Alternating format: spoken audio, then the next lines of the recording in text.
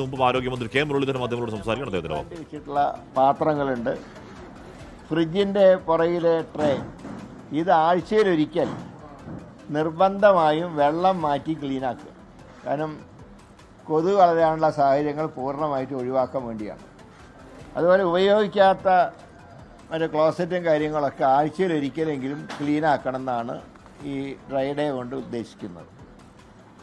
വെള്ളം ശേഖരിച്ച് വെച്ചിട്ടുള്ള പാത്രങ്ങൾ അത് അടച്ചു സൂക്ഷിക്കുക. അതിലെ മറ്റ് മാലിന്യങ്ങൾ കലരാതെ നോക്കണം.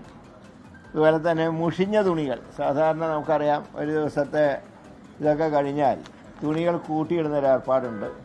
അതൊക്കെ ആരോഗ്യപരമായി നമുക്ക് ദോഷമുണ്ടാക്കുന്നതാണ്. പിന്നെ ഉപയോഗശൂന്യമായിട്ടുള്ള പാത്രങ്ങൾ, കളിപ്പാട്ടങ്ങൾ, ടയറുകൾ, ചിരട്ടകൾ തുടങ്ങിയവ വൃത്തിയാക്കി വെള്ളം വിടാത്ത സ്ഥലങ്ങളിൽ സൂക്ഷിക്കുക.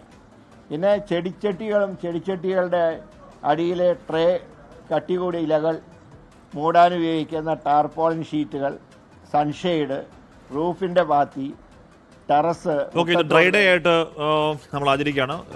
ആ ഡ്രൈ ഡേ അല്ല, മറ്റേ വീട്ടിനകത്ത് കെട്ടിക്കിടക്കുന്ന വെള്ളമൊക്കെ മറിച്ച് കളഞ്ഞ് പാത്രങ്ങളൊക്കെ ഡ്രൈ ആക്കുന്ന ഡ്രൈ ഡേ. അപ്പോൾ ഇത് പകർച്ചവ്യാധി പ്രതിരോധത്തിന് പ്രധാനമാണ് കാര്യം പറയുകയായിരുന്നു ആരോഗ്യമന്ത്രി ശ്രീ കെ മുരളീധരൻ.